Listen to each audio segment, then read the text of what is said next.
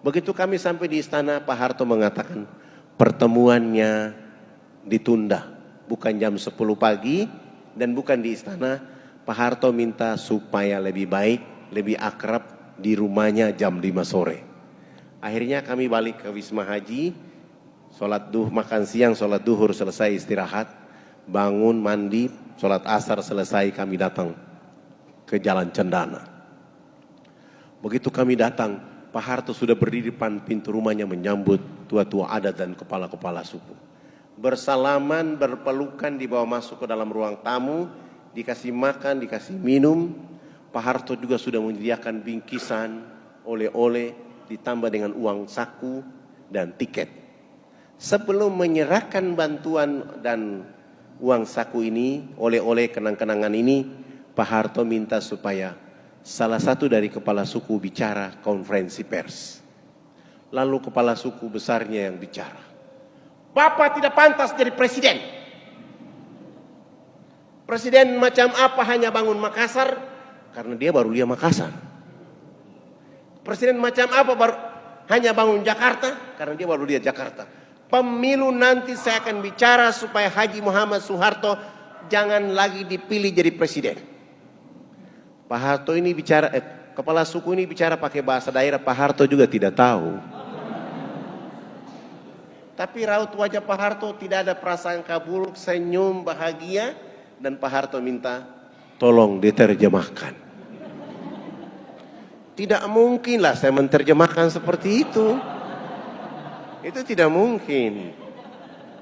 Tapi saya mengambil makna dari apa yang dimau oleh kepala suku. Lalu saya bilang sama Pak Harto, Bapak Presiden yang terhormat, hari ini kepala-kepala suku sungguh bahagia bisa bertemu dengan Bapak Presiden.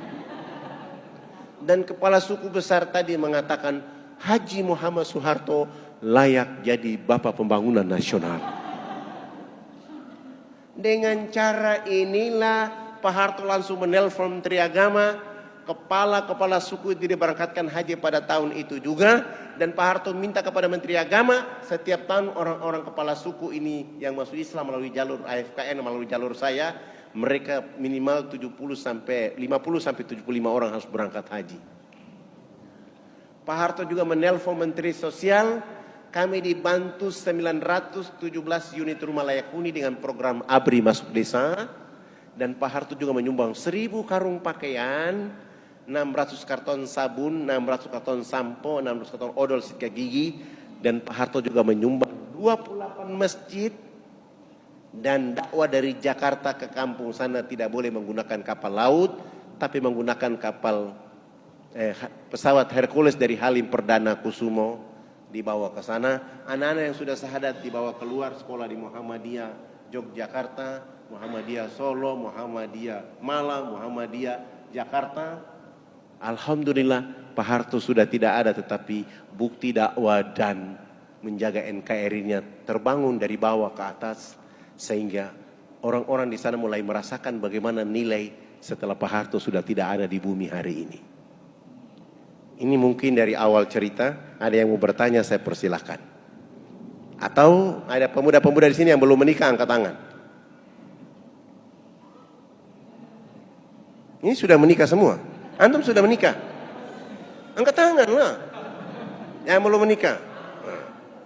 Yang belum menikah ini saya sarankan, janganlah antum menikah wanita Solo, rugi.